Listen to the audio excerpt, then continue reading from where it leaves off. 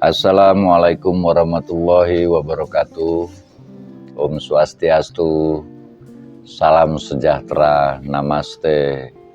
Semoga kita semua berbahagia, semoga semua makhluk berbahagia. Semoga segala macam bencana, penderitaan akan disingkirkan dari sekeliling kita oleh Allah Subhanahu wa Ta'ala. Amin. Teman-teman, sore ini saya ingin ngomong sesuatu yang kita semua mestilah suka, semua mestilah menyenangi tema ini. Walaupun saya tidak tahu apakah saya bisa membawakannya dengan baik dan itu membuat teman-teman senang atau malah nanti akan mendatangkan bencana. Tetapi saya akan mencoba sebisa-bisanya, semoga apa yang akan saya sampaikan ini bisa membuat puasa kita menjadi lebih khusyuk dan lebih semangat menunggu beduk maghrib. Saya ingin mengutip sebuah puisi Khalil Gibran, tentu dengan kutipan yang tidak persis, tetapi juga mudah-mudahan tidak meleset. Khalil Gibran menulis sebuah syair, begini bunyinya. Kau bertanya kepadaku, siapakah yang aku cintai? Aku jawab padamu, yang kucintai diriku semata. Lalu kau kecewa dan pergi meninggalkanku, tanpa kau pernah tahu bahwa yang ada di dalam diriku, dirimu semata. Wah, itu puisi untuk kekasihnya. Boleh dikutip kalau teman-teman mau ngasih kado dan lain sebagainya, dikutip puisi itu dan mudah-mudahan itu bisa memperbaharui hubungan kalian. Jadi apa sih sebenarnya yang terjadi? Kenapa sih aku di saat ditanya oleh kekasihnya siapa yang kau cintai, si aku malah menjawab diriku semata? Tentu saja kekasihnya pergi dan kecewa. Karena yang diharapkan oleh kekasihnya, jawaban itu bisa kita duga. Si aku menjawab, engkaulah yang sangat kucintai. Tetapi dalam sajak itu, tidak ada engkau, yang ada hanya aku. Apa alasannya dia menjawab bahwa yang kucintai diriku semata? Ini sebuah lirik yang bisa menjebak kita pada perasaan sinis ketika membacanya. Padahal yang dimaksud Khalil Gibran di situ, kalau dia menjawab bahwa yang kucintai adalah dirimu atau engkau, maka masih ada dua entitas, ada aku dan ada engkau di sana. Ada jarak di sana. Berarti ego masih bekerja di sana. Tetapi dengan menjawab bahwa yang kucintai adalah diriku, dan di dalam diriku ini sepenuhnya hanya ada dirimu.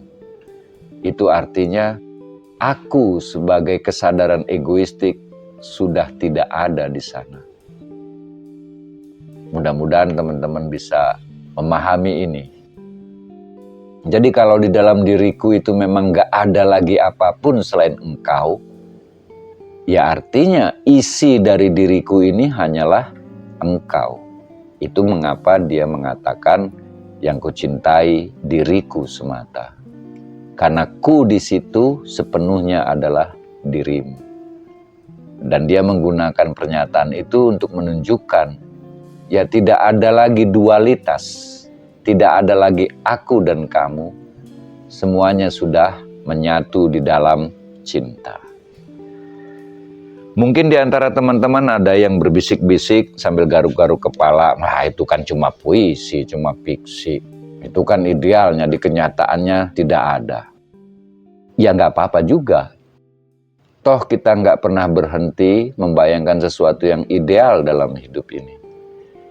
Tetapi apa iya itu tidak ada dalam kenyataan?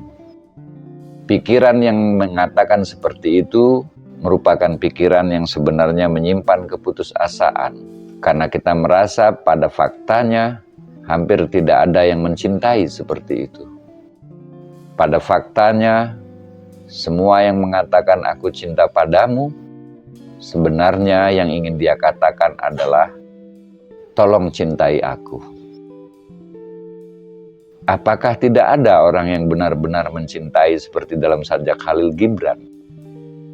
Kita tidak tahu. Dan itu tidak penting, maksud saya, tidak perlulah kita buktikan atau sampai kita selidiki dan bertanya ke sekian banyak orang. Tetapi mari kita lihat gagasan dasarnya. Bahwa mencintai, itu ya memang harus mencintai. Konsep aku sebagai ego di sana harusnya lebur. Tetapi sebagian besar kita baru bisa mencintai dengan sejumlah pretensi dan pamrih yang juga sama besar dengan rasa cinta kita.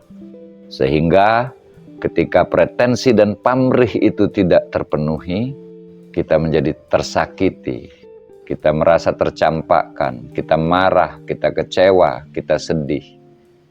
Bukan karena kita mencintai, tetapi karena kita tidak berhasil mendapatkan apa yang kita inginkan. Sekarang banyak orang yang bilang bucin, sehingga sebagian besar remaja atau sebagian besar orang dewasa bahkan menjadi takut sekali ngomongin cinta. Karena dengan serta-merta akan mendapat gelar bucin. Nanti kalau kau setia dengan kekasihmu, kau jadi takut. Karena nanti kau dibilang bucin, budak cinta, dan seterusnya, dan seterusnya. Tetapi apakah sebenarnya budak cinta itu? Teman-teman, Osho, salah seorang guru mistik dan guru spiritual yang berasal dari India, pernah mengatakan ada perbedaan antara melayani cinta dengan melayani orang yang kita cintai. Mencintai itu ya melayani cinta. Kita memang menjadi pelayan, menjadi budak cinta.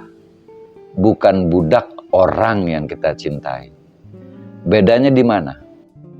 Kalau kita melayani cinta, kita tidak berpamrih. Kita memberi dan terus memberi dengan tulus. Tidak peduli apakah pemberian itu akan dibalas dengan baik atau disia-siakan, walaupun di dalam diri kita ada harapan, tetapi kita tidak akan pernah dihancurkan, kita tidak akan pernah bisa disakiti dengan balasan-balasan orang yang kita cintai, karena kita melayani cinta. Kalau suatu waktu kita memberi, dan ternyata pemberian kita itu kurang dihargai, ya mungkin ada rasa sakit, tapi itu tidak sampai menghancurkan kita. Kita tetap rela, karena kita memberi untuk melayani rasa cinta yang ada dalam diri kita. Bukan demi pamrih yang kita sembunyikan di balik pemberian itu. Bucin adalah orang yang mencintai, yang menyembunyikan sekian banyak pamrih di balik tindakan mencintainya itu. Sehingga ketika pamrih-pamrihnya ini tidak terpenuhi, pretensinya tidak terpenuhi, dia menjadi marah dan kecewa. Dia bukan melayani cinta.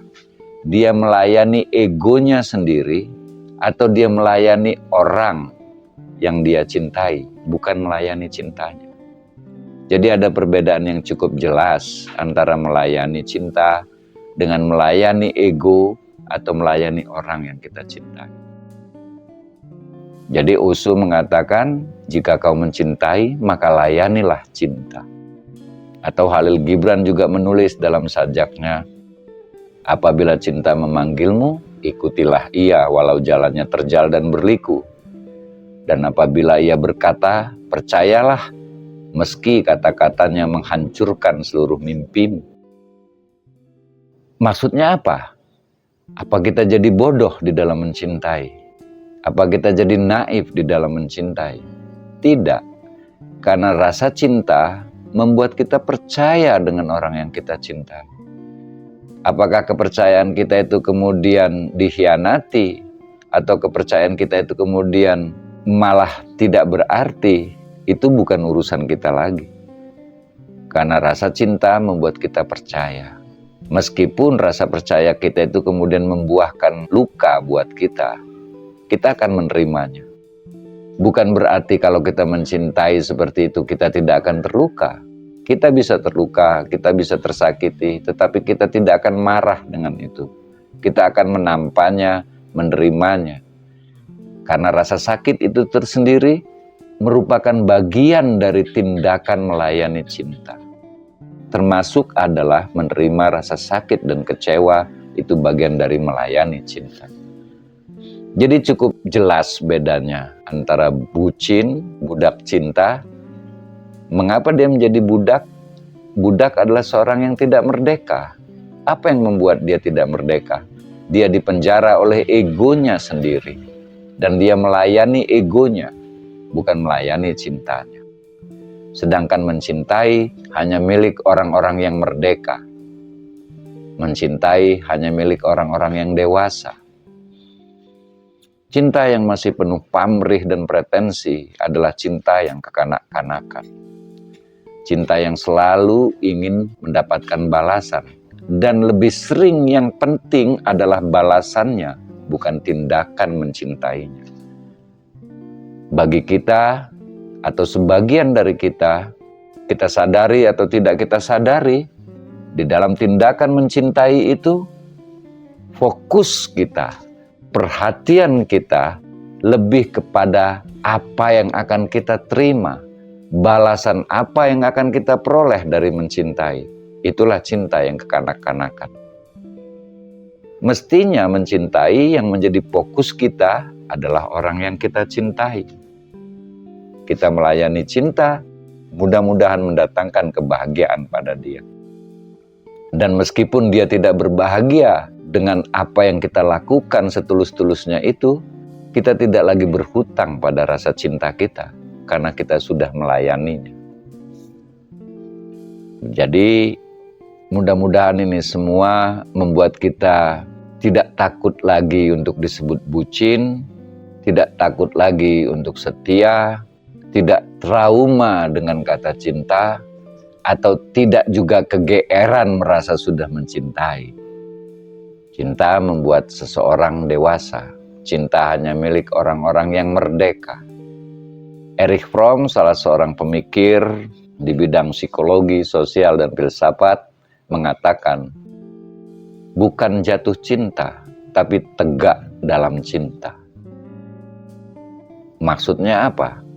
Mencintai membuat seseorang menjadi produktif. Gimana mau produktif kalau jatuh terus? Jatuh, ngesot, merangkak.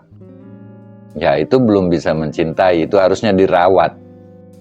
Nah jadi Erich Fromm mengatakan tegaklah dalam cinta. Dengan tegak itu kita bisa melayani cinta. Kita membuat hidup kita menjadi produktif.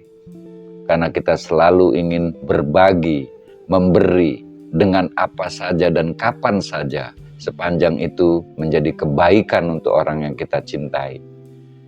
Bahkan meskipun suatu kali kita diminta untuk meninggalkannya, kalau dengan meninggalkannya itu dia menjadi lebih bahagia, maka itu akan dilakukan.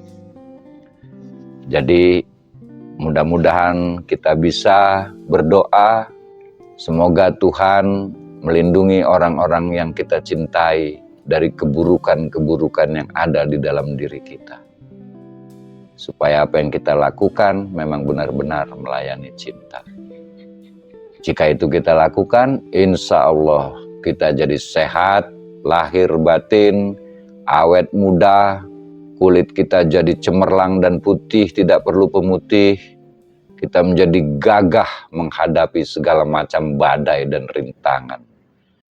Mencintai membuatmu menjadi lebih kuat dari penderitaan. Mencintai membuatmu menjadi lebih kuat daripada badai. Maka selamat mencintai buat orang-orang yang merdeka dan berani.